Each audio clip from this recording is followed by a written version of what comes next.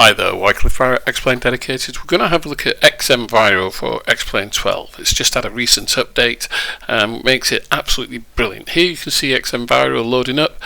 We're at Cardiff, but quickly I'm just going to change over to Innsbruck. So here we are at Innsbruck, where we can find some snow, and as you can see, very snowy, clear blue skies. Now, the beauty of xEnviro is that it pulls in real-world weather. Okay, so real-world weather data. Just making sure that I've got it set correctly, and yeah, everything looks fine there. And we'll just make sure that we're importing real-world weather, and yeah, there we go. So, and I mean, you can see a little bit of cloud there. It takes a couple of seconds for it to inject, to read the weather data and then inject that as well. Here are my settings, and these settings are what Nico uses from Skymatics, and it's really quite straightforward. You don't really need to mess with it. You can just install it and leave it on the default settings. I'm just going to scroll up here fairly quickly so we can have a look, and blanket snow everywhere. Now, if you take this off, if you turn all the weather off, you'd see the mountains with maybe a little bit of snow on from Explain. But the interesting thing here is the clouds, that we have levels of clouds, and there are, depending on what the weather is like, then you'll see more and more cloud. Here you can see it, and it's different all around. You see it in the valleys, see it on the tops of the mountains. So let's get back on the ground here, and this is Edinburgh in Scotland. No snow, but just looking at the clouds, yeah, see once again we've got these cloud layers, and it's dynamic as well. So as the weather changes, the clouds actually change as well. They'll move around, they'll change. Once again, just showing you the settings here.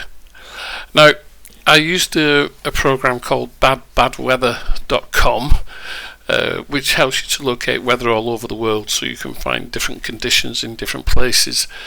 And after Glasgow, I went to HRYR. I'm not quite sure where that is now, but here you can see the weather looks entirely different again, looking at the clouds. As I say, it does take a few seconds for it to read the weather data and then inject the clouds. So obviously I'd done some slight bit of editing, but going up through the clouds, so through the first cloud layer, and you can see the density of the clouds, but there's holes in the clouds where you can see the ground beneath, and it's really looking good. I mean, the default clouds in Explain 12 look great, don't get me wrong, but I must admit this latest version of xEnviro really makes it look good. And here you can see we've gone right above the clouds, and it's just blanket white, which is what you would expect when you get above the clouds in real life. This is what you can see. I'm back on the ground again, and just look, it's the same airport, but look at the cloud texture here. Now you can have vivid or natural, and I'm just going to turn on the vivid. So we're going to settings, bottom right hand corner, two buttons, natural and vivid. There you go. I just turned on vivid, and look, I mean, it really changes how the clouds look, but it also kind of enhances the scenery as well. Makes the scenery, the ground vivid, but changes the look of the clouds immediately. Vivid also changes how the cockpit looks as well inside, and I'm not sure whether I like the vivid. I tend to just go for natural.